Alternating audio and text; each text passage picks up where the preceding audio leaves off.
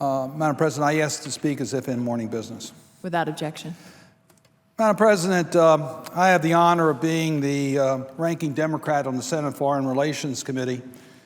And earlier today, I had a chance to be with other members of the Senate with the ambassador from France to express our solidarity, our condolences about those who lost their life from the attack last Friday night, and to express America's resolve to work with our French partners to root out ISIL. Let it be clear, our policy is to degrade, defeat, and destroy ISIL, wherever it may be, any place in the world. We will retake the properties and lands that they currently control, and we will destroy their operation. That is our commitment. That's what we must do. And we will protect U.S. citizens, our homeland. That's one of our most solemn responsibilities.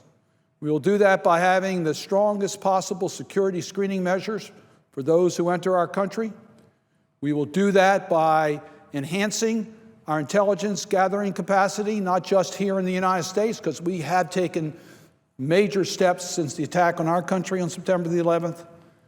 But we need a seamless system with our allies in Europe and our global partners to share timely information so that we can track those who want to do harm to us, and that we can apprehend foreign-trained fighters who have joined the terrorists and then come back to Europe or try to enter the United States.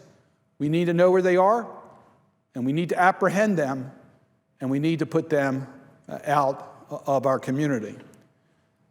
Madam President, let me just mention a couple issues that have come to light recently, and that is our policies in regards to refugees.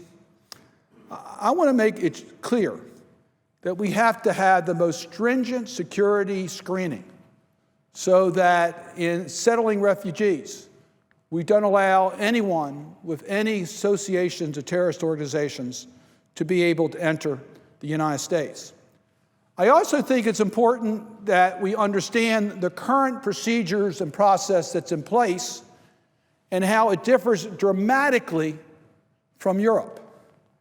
In Europe, they have millions, literally, of refugees that are fleeing Syria that get into Europe, usually at a border country to the Middle East through water, and then, of course, enter Europe and can travel throughout that country,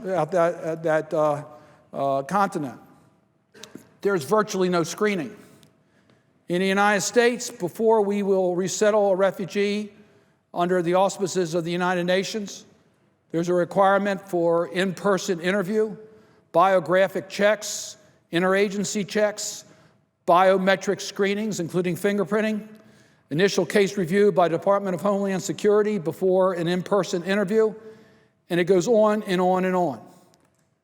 Madam President, my constituents and your constituents want to make sure that those security screenings are strong enough to make sure terrorists can't get in the United States. And we have a responsibility to make sure that, in fact, is the case. But I also point out that millions travel to the United States freely through our borders because it's a small world. People travel. They travel here for vacation. They travel here for family. We have relationships with many countries known as the Visa Waiver Program, where individuals can travel to the United States without obtaining a visa. It's interesting that if a person had a French passport, they could enter the United States without a visa. So what we need to do is make sure that anyone who comes to America, that we know that if they are dangerous, that we have that information and can prevent them from entering our country.